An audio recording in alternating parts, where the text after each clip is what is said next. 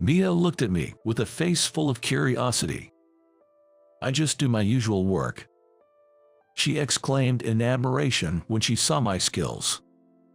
"This is the only thing I can brag about. But I believe this is something no one else can replicate. I want to do a job that only I can do." I remember as a child watching a movie with my dad and excitedly talking about it. "My name is Scott, 28 years old. I work in a factory that makes tiny screws for precision machinery. When I was in the 4th grade, my loving father, who once took me to the movies, left my mother and me for a younger woman. I think it took about a month to realize he was never coming back. Next to me, I suddenly noticed my mother, sitting in shock. I thought to myself, even at that young age, this can't go on. That's when the next chapter of my life began. Seeing me trying to be a beat gave my mother the strength to carry on. In the neighborhood, there were rumors about my dad running off, and there were those who pitied us and those who mocked us. Neither was a problem, but what was troublesome were those who tried to take advantage of our situation. My mom was an old-fashioned lady, quiet, demure, and beautiful. She sews traditional dresses for a living and would sit for hours, moving her needle over the sewing board. Her meticulous work was famous, and because of her unique skills, she even got orders from out of state. Although she earned a decent income, it wasn't enough to pay off the debt my dad left behind. With so many people trying to take advantage of us, I couldn't help but think how awful adults can be, even at my young age. I began to make sure that my mother wasn't taken advantage of by other adults and lived my life at the same time. Because of me having a suspicious and mature gaze, adults would sometimes find me creepy. So, I felt the need to enter the workforce and grow up as soon as possible.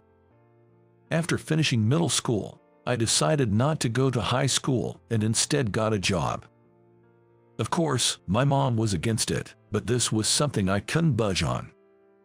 I joined a well-known machinery parts manufacturing factory in town.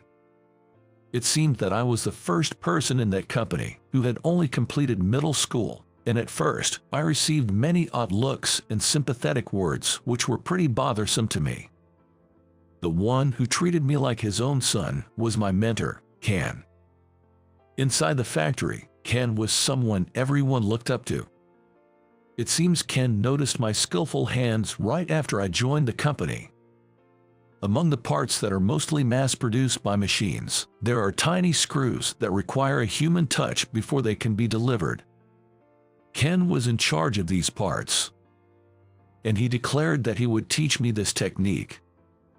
I believe Ken protected me. Being someone who had only completed middle school and was often the subject of whispers or treated lightly, he gave me a technique that no one else could replicate. It was my trump card to survive in this company. Since my father disappeared with a younger woman, it was the first time I felt such an admiration for an adult. I won't forget that feeling. That Ken also retired last year after reaching the age of retirement.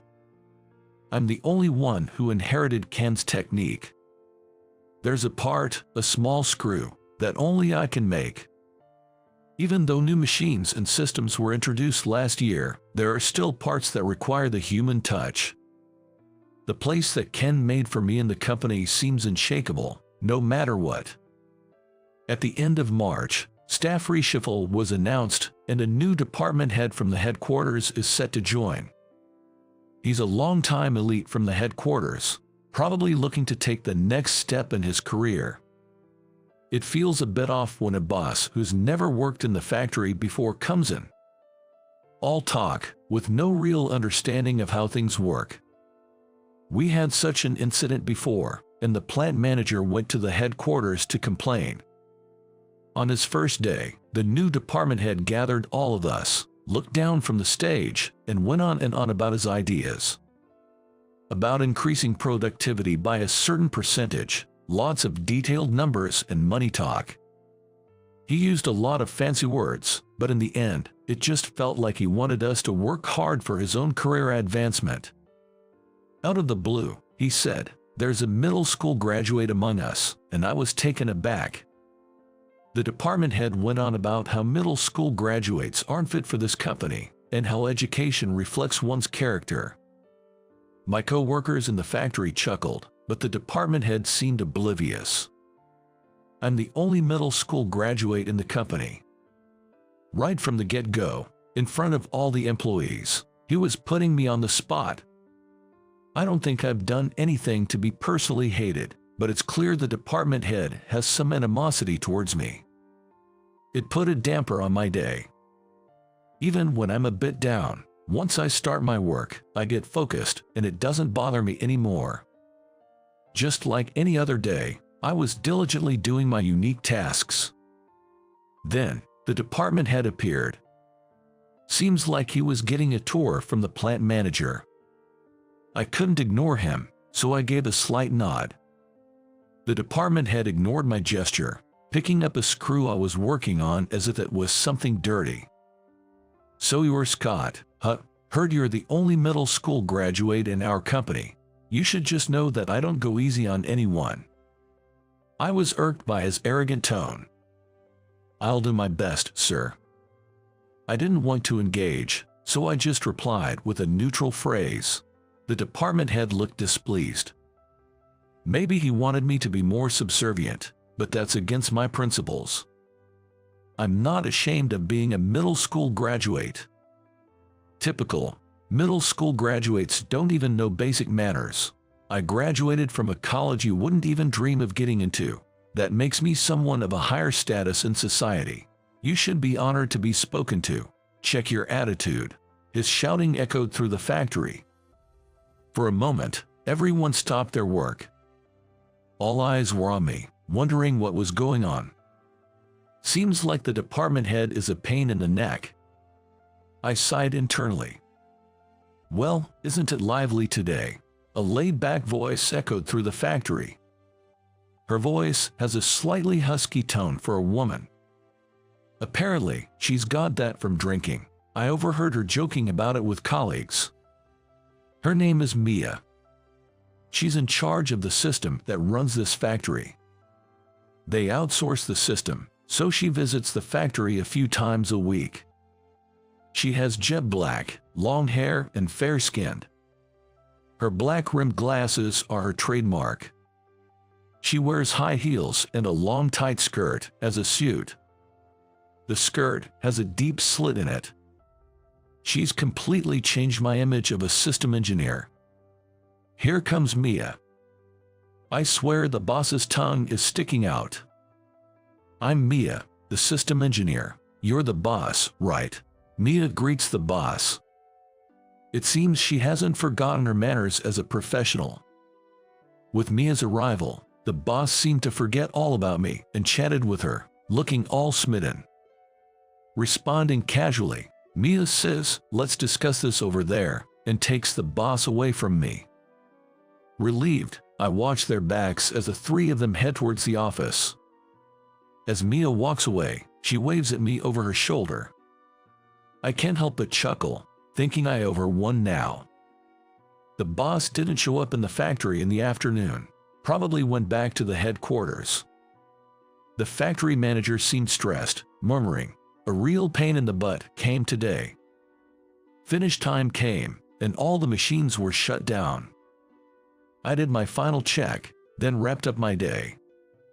Just as I was leaving the factory, I saw Mia chatting with other co-workers, having a good time. Most of the conversation was about horse racing. Apparently, there's a big race this weekend, and everyone was buzzing about how they'll place their bets. I respect Mia as a systems engineer, but I can't help but disdain her fondness for gambling. Of course, I understand it's due to some unresolved issues with my father's past, but it's hard for me to shake my strong aversion to gambling. Always gambling, always talking about horse racing.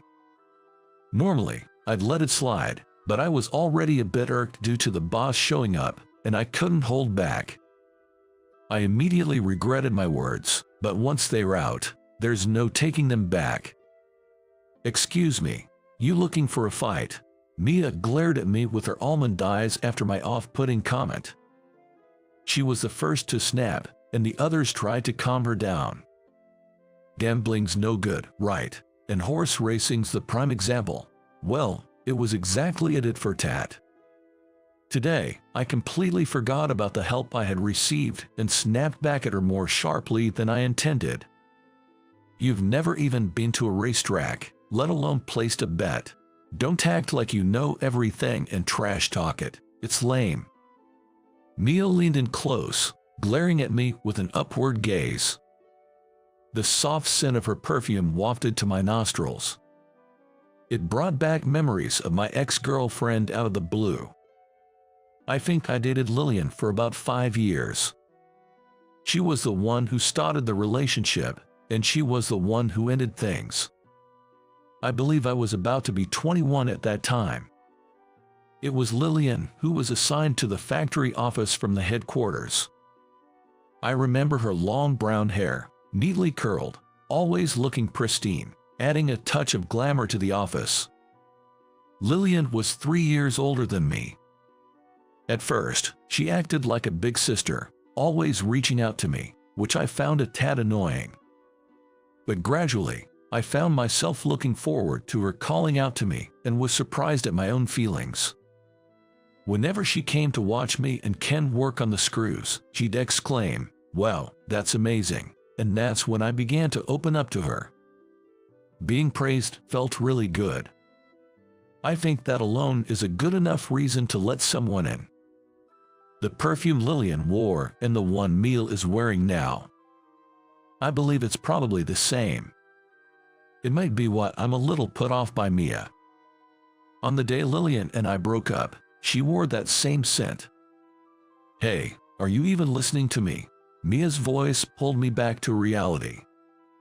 While I was lost in thought, the conversation with Mia seemed to have moved on quite a bit. "Clear your schedule for Sunday. I'm coming to pick you up from your apartment." "Huh, what?" Before I knew it, it seemed I'd made plans with Mia. I exclaimed in surprise, a bit dumbfounded. "Pinky promise. If I lie, I'll owe you big time." Pinky's locked. Suddenly, my hand was grabbed and Mia's pinky finger aggressively intertwined with mine. The pink earring on Mia's slender finger felt a tad cold. "Don't run off on me." Saying that, Mia walked away from my side. She jokingly said to her colleagues, "Going on a date with Scott this Sunday," and laughed. As promised, on Sunday, Mia showed up at my apartment. From the apartment windows, a few familiar faces peeked out, teasingly calling out to me. I quickly hopped into Mia's car to escape. "Morning. Did you bring the money?" The first thing she said, to which I replied, "I don't gamble." Mia looked at me with a side eye, grinning mischievously. In her free time, Mia dressed casually. Slim fit jeans with a hot pink t-shirt. She wore a light gray hoodie over it. She looked a bit younger than when she's at work. One thing worth noting: her driving was aggressive and pretty bad. As I got into the car, she warned, "Brace yourself, I'm the worst driver." She wasn't lying. By the time we reached the racetrack, I believe my nerves had been significantly frayed. Felt like a long roller coaster ride, didn't it? I couldn't help but shoot Mia an annoyed look. You don't stay on a roller coaster for that long. To my remark, Mia laughed. True that. The racetrack, my first time there, was much more beautiful and pleasant than I imagined. Probably because of the vast open view. And not just old-timers, but many young folks were there too. Seemed like some folks just came to photograph the racehorses without betting. Mia led me to a spot where the race could be seen clearly for the first race, without buying any tickets. Watch closely. Seeing a horse race for the first time, I was genuinely moved. The beauty of the racehorses, the power of their hooves.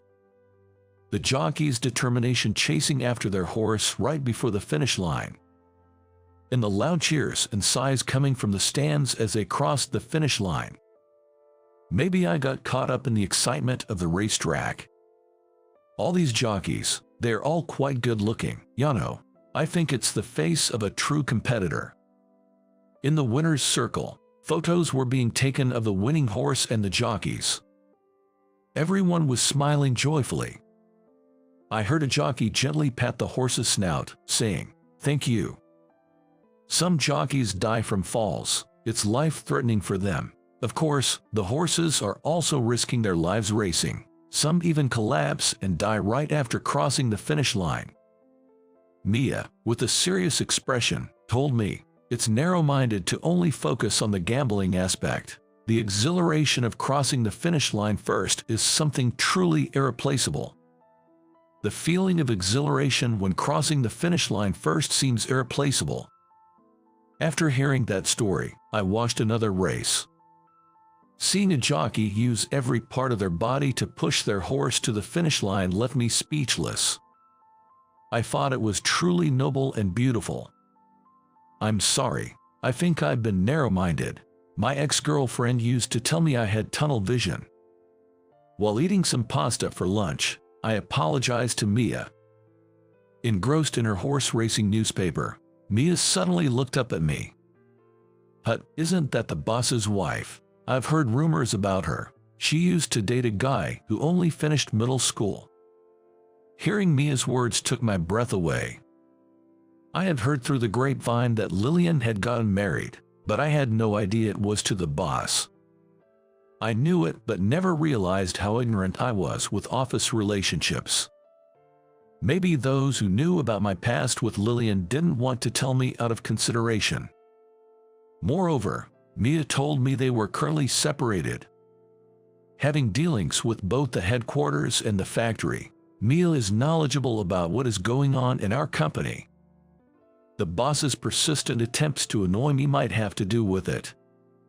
Being pestered by her ex's husband, huh? Mia shrugged, rolling her eyes. I let out a sigh. The boss never stopped bullying me. During morning assemblies, he wouldn't mention my name, but he wouldn't forget to mockingly say, "That middle school graduate." It was as if being a middle school graduate was a cardinal sin. There were times when he even seemed to deny my very character. My colleagues, clearly frustrated by the boss's blatant behavior, sympathized with me. Then, an incident occurred. On that day, I had taken a paid leave to visit my mom back home after a long time. I was notified that a machine at the factory went haywire, so I rushed back. I was the one who did the final inspection last night. There shouldn't have been any issues. When I arrived at the factory, the manager, the department head, greeted me.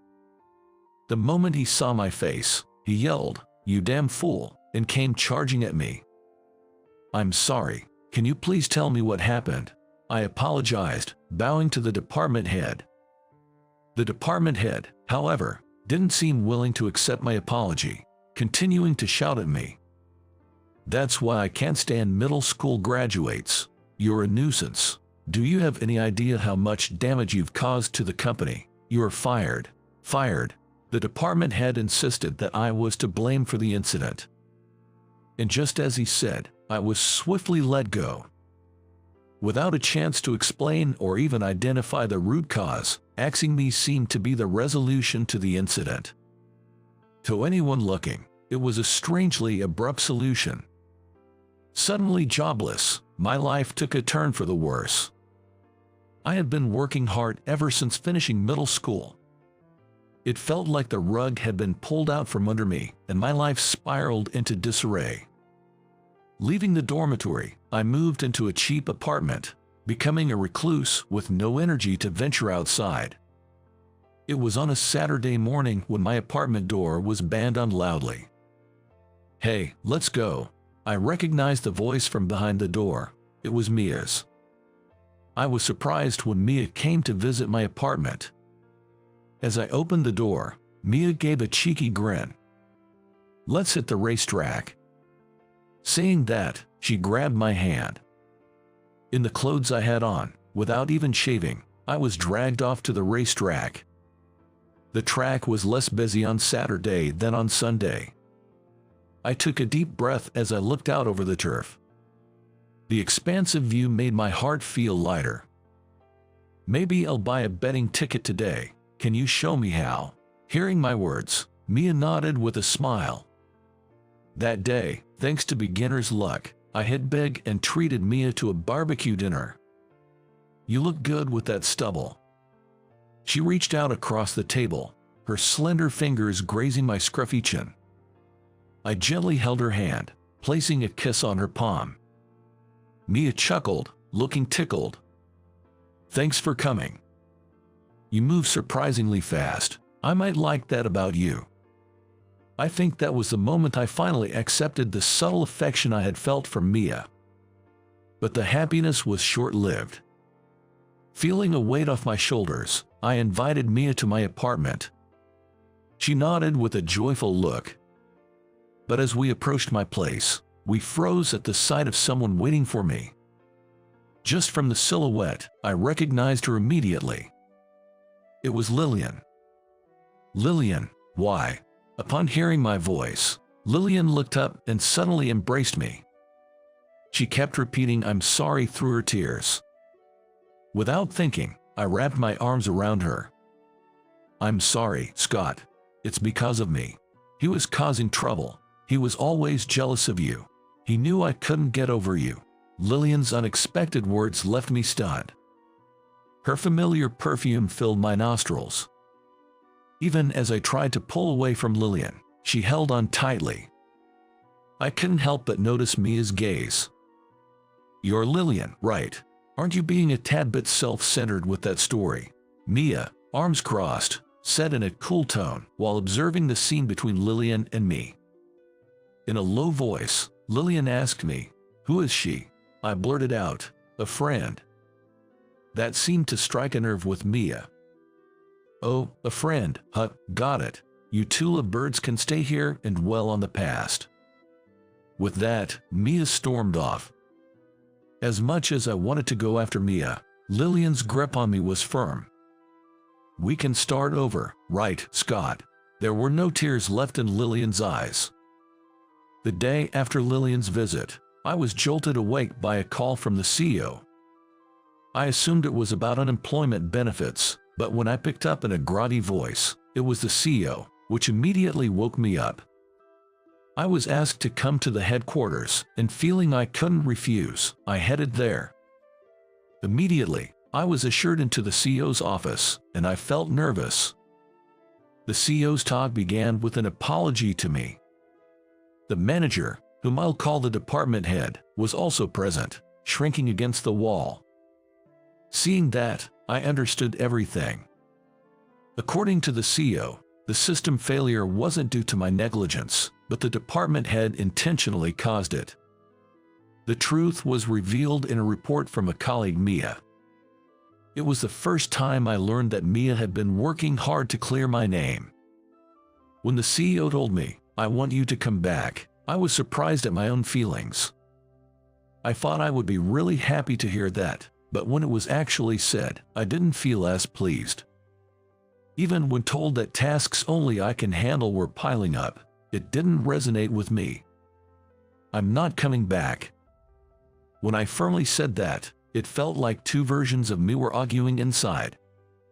I don't know if my decision is right, but I wanted to be true to my feelings.